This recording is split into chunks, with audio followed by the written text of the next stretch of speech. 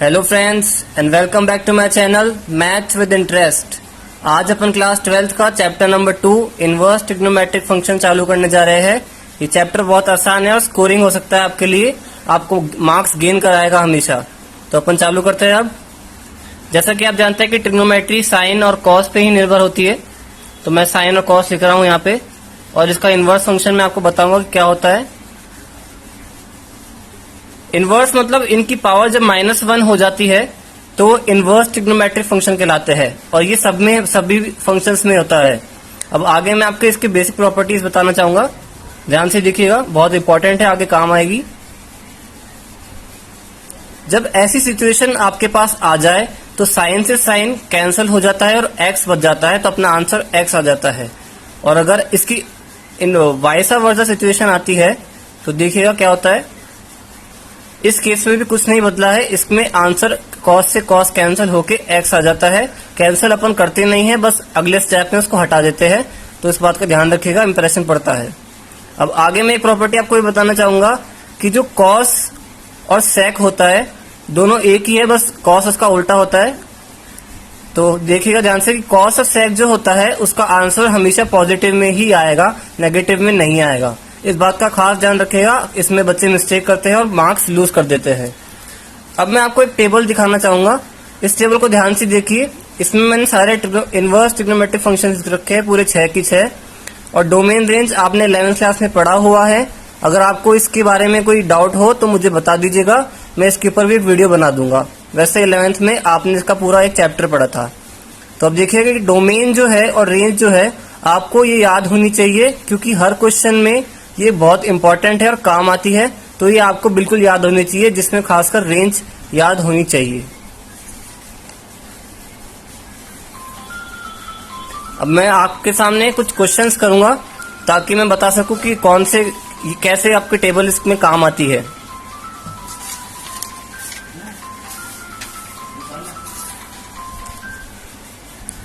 पहला क्वेश्चन देखिए, sine inverse half.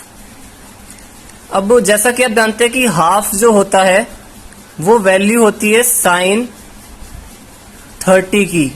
इसका मतलब रेडियन में उसको लिखेंगे अपन साइन π/6 की। तो हाफ की जगह अपन साइन π/6 लिख देंगे। ये प्रिंसिपल वैल्यू निकाल रहे हैं। इस टाइप के क्वेश्चंस 1 मार्कर में पूछे जाते हैं। तो साइन से साइन कैंसिल हो जाएगा जैसे मैंने आपको बताया, और x की जगह यहाँ पे π/6 है तो π/6 बच जाएगा। अब ये आंसर सही है या नहीं वो अपन चेक कर सकते हैं इस रेंज से। रेंज देखिए, यहाँ पे साइन इनवर्स की रेंज मैंने बता रखी है -π/2 से π/2 तक। तो जो π/6 है वो -π/2 से π/2 में एग्जिस्ट करता है, तो ये आंसर अपना सही है। अब अगला क्वेश्चन देखिएगा,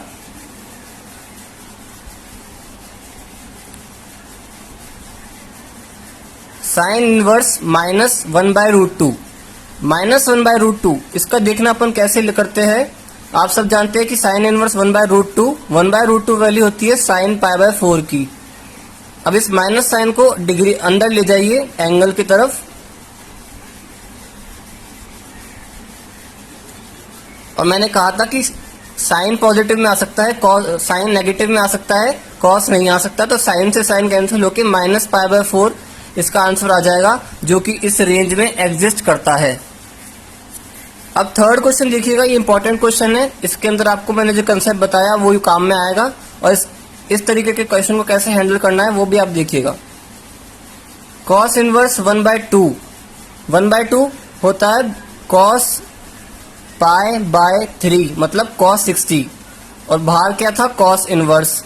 तो इस माइनस साइन को अंदर तो ले जाएंगे, लेकिन कॉस से कॉस कैंसिल नहीं होगा। वो क्यों? क्योंकि साइन का आंसर नेगेटिव में, कॉस का आंसर नेगेटिव में नहीं आता है। तो अब अपन को करना क्या है, इसकी क्वाड्रेंट चेंज कर देनी है, जैसे आप 11th में करते थे।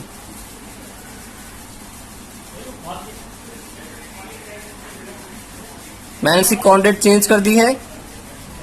इसको सॉल्व करने के बाद में 2π/3 रह जाएगा, और cos से cos कैंसिल होने के बाद 2π/3 आंसर रह जाएगा, और ये रेंज में है। cos इनवर्स की रेंज होती है 0 से π, जो कि 2π/3 0 से π की रेंज में है। अब मैं आगे आपको बहुत और क्वेश्चंस कराऊंगा, वो देखिएगा, ये इंपॉर्टेंट है और आते हैं एग्जाम में। 2 मार्क का पूछा गया है ये पहला वाला क्वेश्चन 2012 में। cos इनवर्स 1/2, cos इनवर्स 1/2 में लिख रहा हूं पहले क्वेश्चन, देखिएगा स्टेप बाय स्टेप बताऊंगा आपको पूरा। cos इनवर्स 1/2 होता है π/3 प्लस sin इनवर्स 1/2 होता है π/6। तो मल्टीप्लिकेशन में था तो मल्टीप्लिकेशन में लिख दिया, तो 2 से 6 को कैंसिल करते π/3 बचा, तो π/3 प्लस π/3 हो जाएगा 2π/3। और सेकंड क्वेश्चन देखिएगा, सेकंड क्वेश्चन थोड़ा अलग है, ये आंसर सही आ चुका है अपना। आपको दोबारा मैं समझा देता हूं एक बार। मैंने आपको पहले बताया था कि cos इनवर्स 1/2 इसको अपन सॉल्व करते हैं जब आता है अपन के पास π/3 और 2 sin इनवर्स 1/2, 2 को इग्नोर करें एक बार, और sin इनवर्स 1/2 अब जब वैल्यू देखेंगे तो π/6 आएगा और 2 से 6 कैंसिल होके π/3 बन जाएगा और इनको ऐड कर देंगे तो आंसर आ जाएगा अपने पास में 2π/3। नेक्स्ट क्वेश्चन देखना। नेक्स्ट क्वेश्चन सिमिलर है लेकिन थोड़ा सा डिफरेंट है, वैल्यू आपको रखनी पड़ेगी इसमें भी। साइन इनवर्स 1/2 की वैल्यू अपन ने ऊपर अभी रखी थी, उसको अपन एज इट इज लिख देंगे।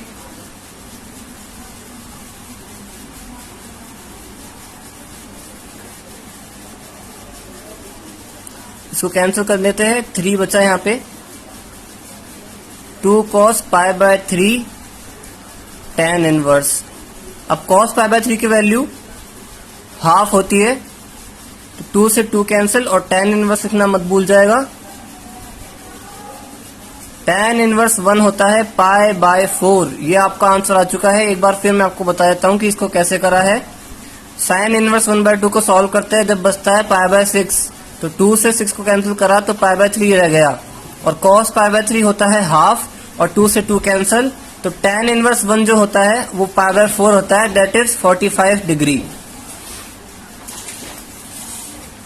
अब मैं आगे आपको बताऊंगा कि और ऐसे क्वेश्चंस आते हैं इसमें।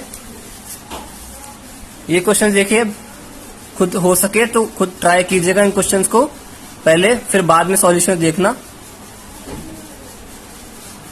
पहला वाला क्वेश्चन तो बहुत सिंपल है, बेसिक प्रॉपर्टी जो मैंने आपको बताई थी सबसे पहले वही लग रही है इसमें। cos से cos कैंसिल हो जाएगा तो 5/13 ही रह जाएगा। अब सेकंड क्वेश्चन देखिएगा, इसको कैसे करना है, इसको कैसे टैकल करना है वो आपको देखना पड़ेगा। अभी थोड़ा अलग क्वेश्चन है। अंदर वाली जो टर्म है उसको y के इक्वल ले लीजिएगा या फिर किसी और भी टर्म के इक्वल ले सकते हैं। आप चाहे तो थीटा के इक्वल भी ले सकते हैं। अब साइन को इधर भेज दीजिए, तो sine y is equal to 8/17। अब जैसे कि मैं बताऊं कि 8/17 अपना साइन y आया है, तो जो साइन होता है ना वो होता है परपेंडिकुलर अपॉन हाइपोटेनस। ये 10th में पढ़ा था अपन ने। तो ट्रायंगल बना रहा हूं मैं यहाँ पे एक, इसकी हाइपोटेनस ये जो कि 17 है और परपेंडिकुलर एंगल के सामने वाला परपेंडिकुलर, और जो सामने एंगल है वो परपेंडिकुलर के सामने एंगल है y के सामने परपेंडिकुलर है 8, और ये बेस है। अगर आप बेस निकालेंगे तो 15 आएगा। आप चेक कर सकते हैं, पाइथागोरस थ्योरम से इसको सॉल्व कर लीजिएगा। राइट एंगल ट्रायंगल की प्रॉपर्टी 15 आएगा बेस। अब इसी ट्रायंगल में मैं cos y कैलकुलेट करना चाहता हूं, तो मैं cos y कैलकुलेट कर रहा हूं। cos y होता है बेस अपॉन हाइपोटेनस, मतलब 15/17। ये अपना आंसर आ चुका है लगभग। y और cos इधर चल जाएगा तो cos इनवर्स 15/17। समझ में आया? बस कुछ ही नहीं करा, अंदर वाली टर्म को y के इक्वल लिया, साइन को उधर भेजा, साइन y, और साइन y जो कि परपेंडिकुलर अपॉन हाइपोटेनस है, परपेंडिकुलर अपॉन हाइपोटेनस के अपन ने ट्रायंगल ड्रॉ करा, राइट एंगल ट्रायंगल। पाइथागोरस की प्रॉपर्टी से अपन ने बेस को निकाल लिया और फिर cos y निकाल के हमने y की वैल्यू निकाल ली। अब इस वैल्यू को यहां पुट कर दीजिए तो cos से cos कैंसिल हो जाएगा और अपना आंसर रेडी हो जाएगा। बहुत सिंपल है ये सब, सिंपल कैलकुलेशंस और कुछ भी नहीं है इसमें। समझ में आया? आप चाहे तो इसका स्क्रीनशॉट ले सकते हैं या फिर नोट कर सकते हैं। अब मैं आगे लास्ट क्वेश्चन कर रहा हूं।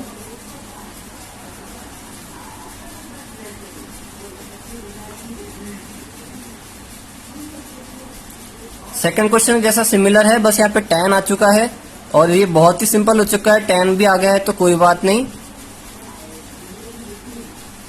इसको y के इक्वल मान लिया मैंने और tan y की वैल्यू आप देख सकते हैं 3/4 हो जाएगी। अब देखिएगा क्या होगा, अपन ट्रायंगल बना लेंगे जैसे कि पहले बनाया था। तो इसको मान लेता हूं मैं y और यहाँ पे tan होता है परपेंडिकुलर अपॉन बेस, तो परपेंडिकुलर ये मानी मैंने 3 और बेस 4, और तो इससे पाइथागोरस थ्योरम से सॉल्व करेंगे तो अपना हाइपोटेनस आ जाएगा 5, दैट इज 5। और अपन यहाँ पे कैलकुलेट कर सकते हैं अब cos, क्योंकि बाहर cos है तो cos ही लाना पड़ेगा, अगर sin होता तो sin ला देते। तो cos y आएगा 4/5 बेस अपॉन हाइपोटेनस, y आ जाएगा cos इनवर्स 4/5। अब बस इसको यहाँ पे पुट कर दीजिएगा और cos से cos कैंसिल होने के बाद में 4/5 बचेगा, जो इसका आंसर होगा। ये सारे क्वेश्चंस इसी टाइप से, अब ये सारे क्वेश्चन इसी टाइप से होंगे और आज की वीडियो और आज के क्वेश्चंस यही समाप्त होते हैं। तो show your interest toward this channel, share, subscribe और बेल आइकन दबाना मत भूलिएगा और ज्यादा से ज्यादा इसको शेयर करें और लाइक करें। Thank you.